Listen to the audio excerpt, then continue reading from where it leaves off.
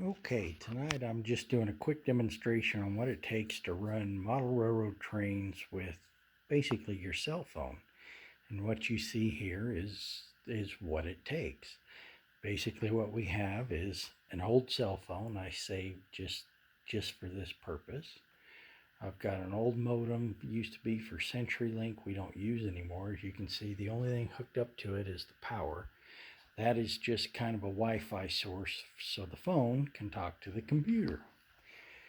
Now the computer has a couple different programs running on it that make all this happen, and I won't get into all that stuff because it would take all night, but just suffice to say that it's modern programming technology and it works fantastic. Then plugged into the computer through this white wire is this little white box, and this is just simply an interface between the computer and the control station for the radio, or for the train track itself. This is the device that talks to the computer chips in the engine that makes it do all the stuff that we want it to do. And then that simply hooks into the track. And when it all works right, everything is really kind of cool. So anyway, I'll pick up what's going to be my throttle, and this is spare. Like I say, it's a spare phone, so it's my spare throttle, and we can just hit select on there and pull up a server roster. All my engines are on this roster on here, and it pulls up the server roster, and we can pick the one I have on the track is 5338. And now it's a little bright. There we go. Now you can see it's got the 5338, and you've got forward, stop, reverse, light, and bell. There are other options, but I'm keeping it simple for this video just to show.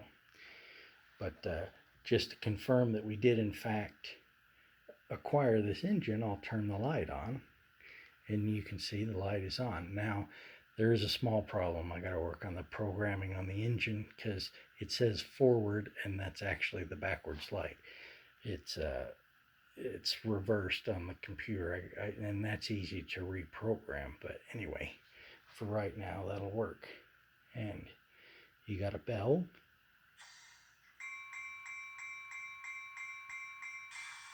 The horn. There we go. Now, let's see if we can get it to move. Yeah, I don't have the function set up for the so I can turn on the sound. I didn't add function 8, but as you can see, it works. And this is just an old cell phone, probably 5 or 6 years old, and it does the job. Let me take that off before I crash it.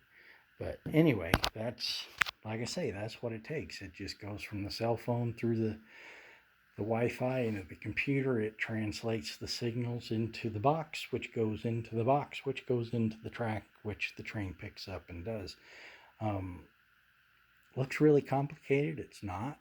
The nice part about it, it's all NRM, National Model Railroad Association, their standards compliant. And the nice part about that is this engine's probably 20 to 25 years old. The control box for the system I know is at least 20 years old, because that's how long I've had it. This little box is brand new. The computer is 10 years old. The modem's about 10 or 11 years old as well. And then the phone, like I say, is 5 years. The program it's been around for a while, but they constantly update it. So the software on the phone and the computer are fairly recent, and the chip that I installed in the engine is brand new. I bought that just a couple months ago for Christmas, actually.